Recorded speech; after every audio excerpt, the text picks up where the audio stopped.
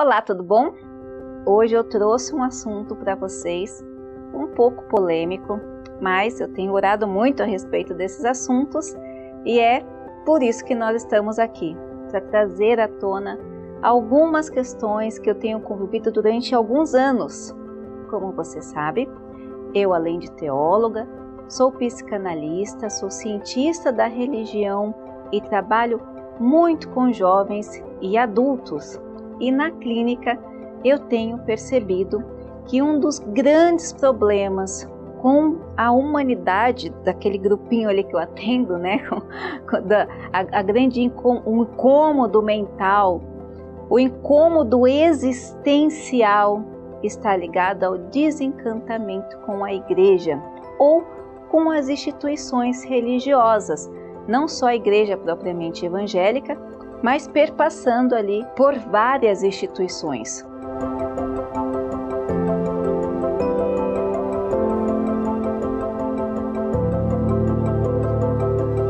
Judaísmo, Espiritismo Allan Kardec, religiões de origem afro, a própria católica, as evangélicas, reformadas, neopentecostais. E o que acontece com esses indivíduos? Eles entram numa depressão, numa crise existencial profunda, na falta da busca e da compreensão do eu, né? Aquele conflito. E o que eu vejo que é mais triste nesse processo é que há uma negação, uma perturbação com relação à existência de Deus e muitas vezes até uma briga existencial com o que tipo de Deus, tá? Que tipo de Deus? E aí você vai me acompanhar na linha de raciocínio que eu quero expor aqui, que é a associação que as pessoas, a grande maioria das pessoas fazem, os jovens que eu tenho atendido, as pessoas que chegam na clínica, entre a igreja, a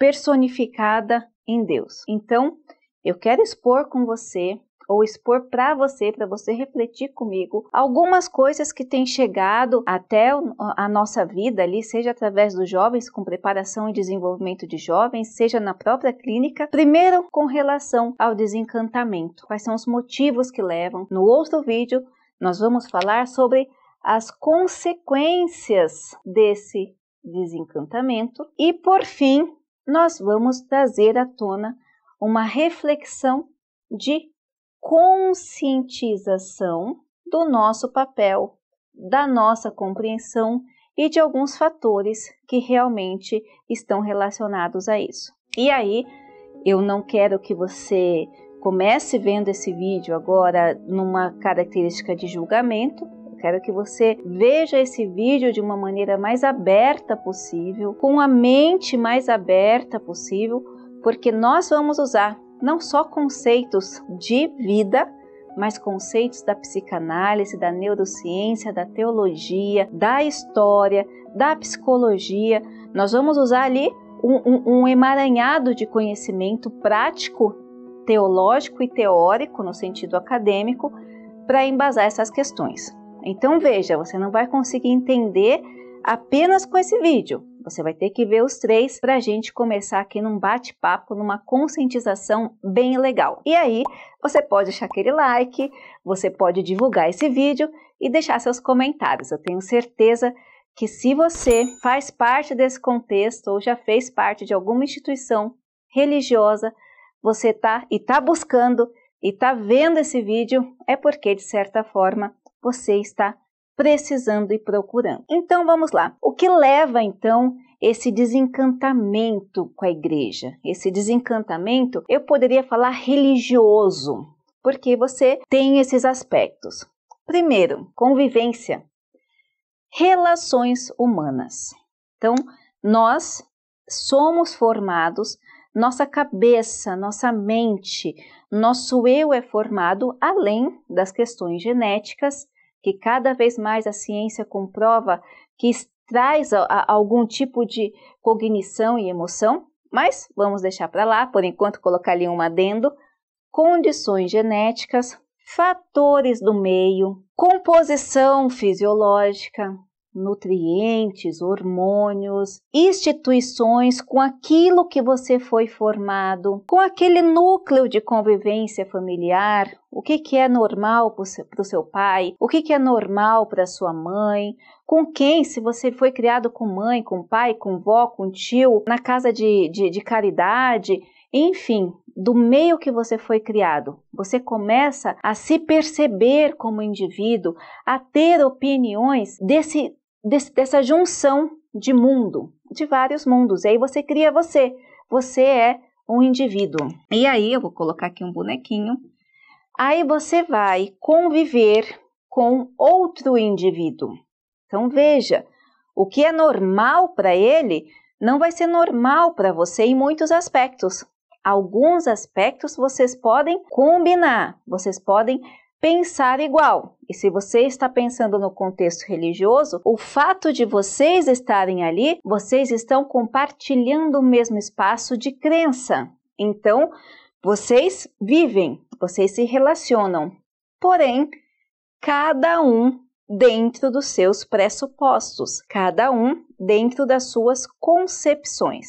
E aí você tem problemas de relações, porque o que é normal para o outro não vai ser normal para você. Se você entra, por exemplo, se você está acostumado num ambiente que as pessoas abraçam e faz carinho e beijo e encosto no outro, e outra pessoa que está dividindo com você o mesmo espaço não está acostumado, ele veio de uma família mais fria, você chega perto, ele te dá a mão assim, quase sem querer tocar. O que vai acontecer? Vai haver um estranhamento.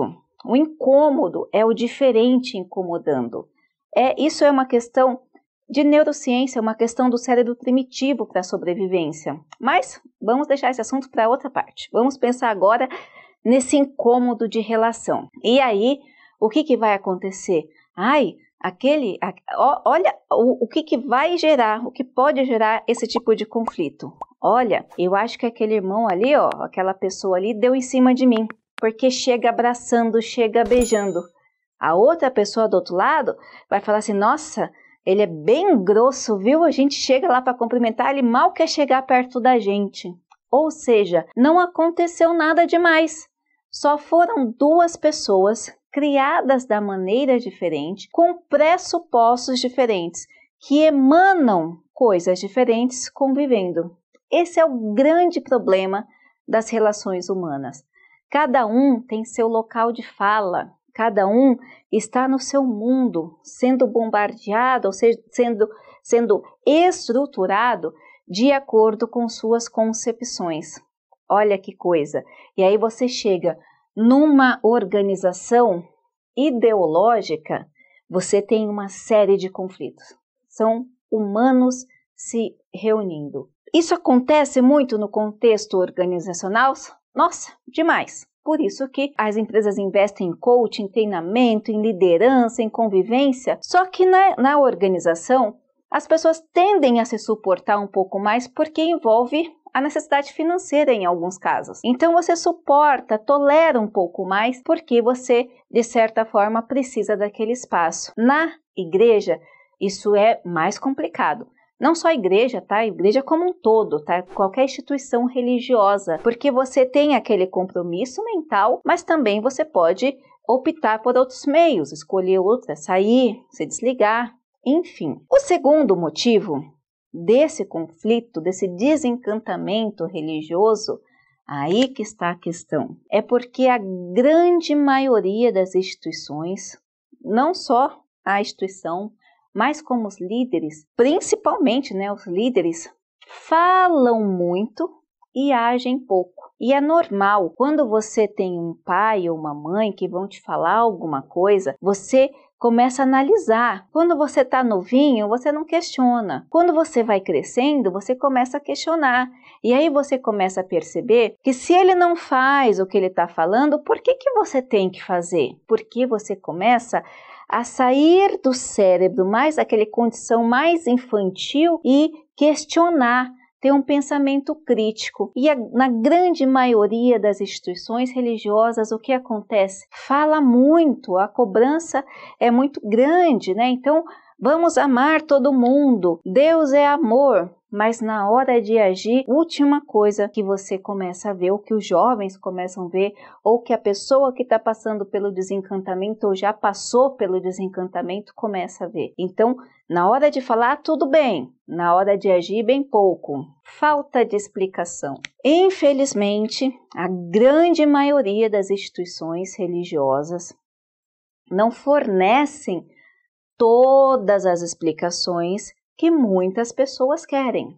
Mas a gente vai ver com o tempo que não é um problema da instituição, porque tudo existe com a permissão de Deus. Mas o que nós estamos querendo falar aqui são das pessoas que passam por esse processo de desencantamento, assim como eu já passei também, porque esses fatores estão junto, eles vão colaborando. Falta de explicação. Eu já ouvi casos, não só na clínica, mas até conversando com outras pessoas na igreja, onde alguns líderes religiosos impediam de fazer faculdade. Cursos como de biologia ou de filosofia eram proibidos. E aí, como assim? A pessoa não pode fazer um curso? A pessoa não pode se formar? Não, não pode porque vai se afastar de Deus. Como se Deus fosse contra conhecimento, o que seria bem estranho, né? Porque ele que criou tudo, ele que tem todo o conhecimento e é contra o conhecimento. Mas tudo bem, é o discurso de algumas instituições. E isso leva ao questionamento do indivíduo, mas espera aí, como é que eu estou num lugar onde eu não posso conhecer? E aí o indivíduo, quando ele começa, principalmente na adolescência, depois na vida adulta, entra num processo de depressão, desencantamento e uma crise de existencialismo geral. Mas na adolescência, a gente vê que é muito comum e é onde o adolescente vai partir para um outro caminho quase sem retorno. Porque na falta de explicação e a imaturidade, junta com a imaturidade do indivíduo, independente da idade, a gente sempre fala que a adolescência é um pouquinho maior pela inconsequência, mas independente da idade nós investigamos, nós constatamos esse fenômeno, essa argumentação da falta de explicação. Então é como se as instituições religiosas brigassem com qualquer tipo de conhecimento que esteja além daquela linha que eles traçaram. Então o indivíduo, na falta de explicação, ele se sente abandonado, porque o pensamento crítico dele evoluiu e o que ele está recebendo ali não é o retorno. Julgamento exagerado. Então lembra aqui em cima? Fala muito e age pouco. Por outro lado, você tem um julgamento muito exagerado e você tem falta de acolhimento. E aí você vai ligar aqui, ó, o julgamento exagerado com os altos fardos. Então se sobrecarrega de dogmas, uns fardos muito intensos que a pessoa não consegue suportar, quase inatingível. E aí, em pequenos deslizes, essa pessoa é julgada por um grupo que muitas vezes, ou na maioria das vezes, ela já percebeu que muitas vezes eles fazem a mesma coisa ou até pior, né? É muito engraçado isso. Eu já vi muitas argumentações daquele estilo. Ah, mas eu não posso fazer isso e você faz isso que é muito pior.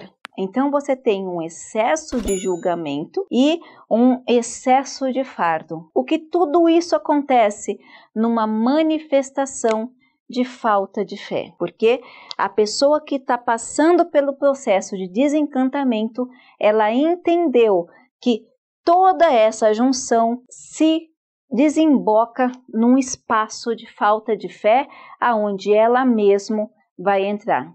Até mesmo porque no pensamento crítico dela, se você realmente tivesse fé, você estava buscando fazer. E aí ela entra num desencantamento religioso. Ela se sente desencantada, perdida. E aí é onde ela vai começar a buscar desesperadamente outros meios. Mas para a gente falar de outros meios, vamos pensar aqui no vídeo próximo, que é das consequências do desencantamento religioso.